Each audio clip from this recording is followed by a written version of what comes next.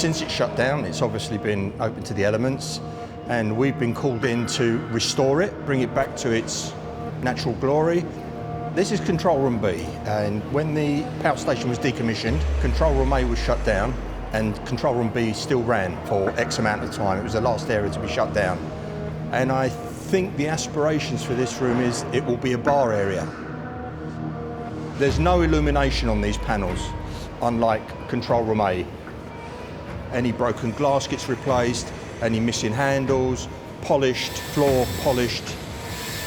The cabinets at the back are, as they are, they just get cleaned and waxed, and they're just a real authentic standalone item. The front circular ones you can see are polished stainless steel. They used to have fuses in them. They've been removed, and we're doing dummy fuse covers to make them look better. It's a piece of art that needs to be maintained because it's what we do.